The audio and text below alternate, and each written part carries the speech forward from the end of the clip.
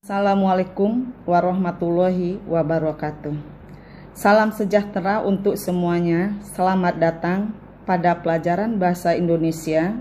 Materi kita kali ini adalah tentang teks cerita sejarah. Tujuan pembelajaran hari ini, kalian diharapkan dapat mengidentifikasi teks cerita sejarah dari ciri-cirinya, jenis-jenisnya, dan strukturnya. Mengenal teks cerita sejarah.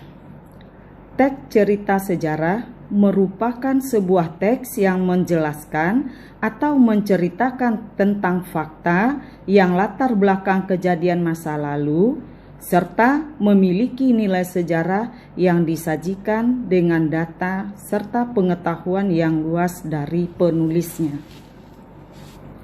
Sekarang kita lanjut dengan ciri-ciri teks sejarah. Ciri-ciri teks sejarah itu terbagi atas 5 bahagian. Yang pertama, kronologis.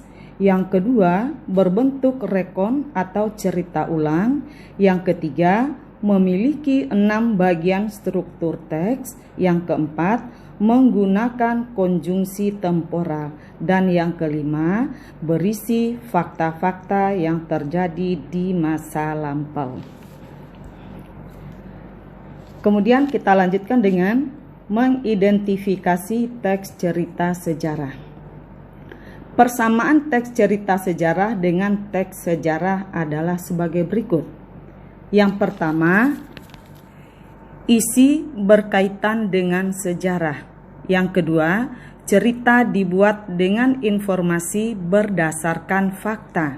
Yang ketiga, menceritakan kisah yang terjadi pada masa lalu atau masa lampau. 4. Berlatar waktu dan tempat pada masa lalu. Kemudian kita lanjutkan dengan jenis teks cerita sejarah. Jenis teks cerita sejarah dapat kita kelompokkan atas 2 bahagian. Yang pertama adalah cerita sejarah fiksi.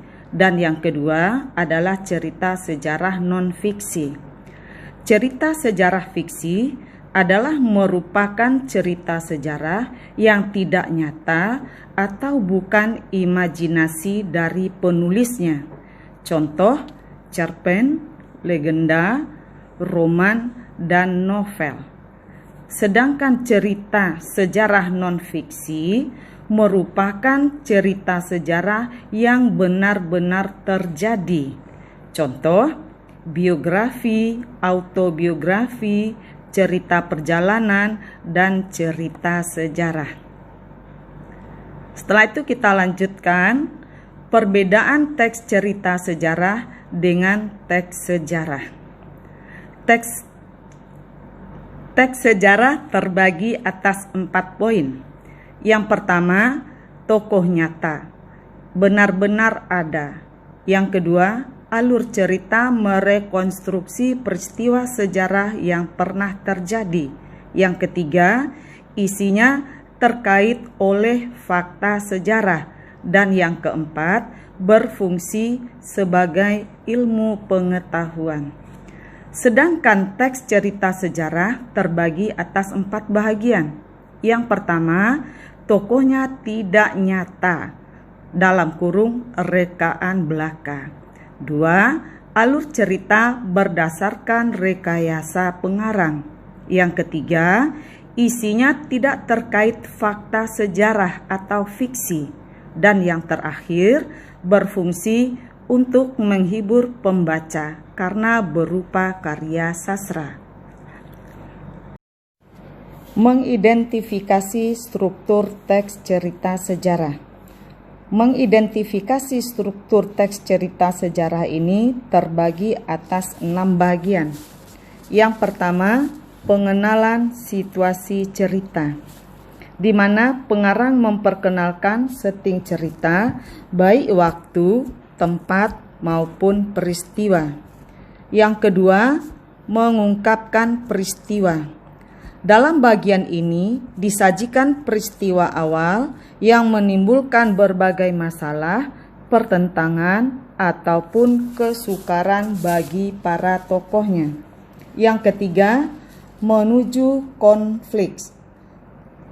Terjadi peningkatan perhatian, kegembiraan, kehebohan, ataupun keterlibatan berbagai situasi yang menyebabkan bertambahnya kesukaran tokoh.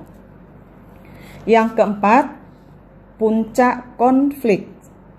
Ya, dalam puncak konflik ini disebut juga sebagai klimaksnya atau titik puncak. Inilah bagian cerita yang paling besar dan mendebarkan. Pada bagian ini pula ditentukannya perubahan nasib beberapa tokohnya.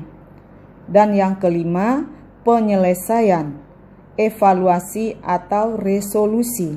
Pada bagian akhir cerita ini adalah berisi penyelesaian ataupun penilaian tentang sikap ataupun nasib-nasib yang dialami tokohnya setelah mengalami peristiwa puncak itu.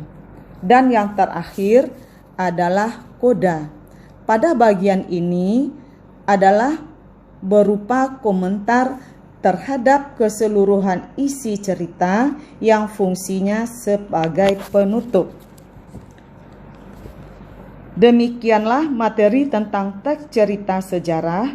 Semoga kalian dapat memahaminya dengan baik. Sampai jumpa.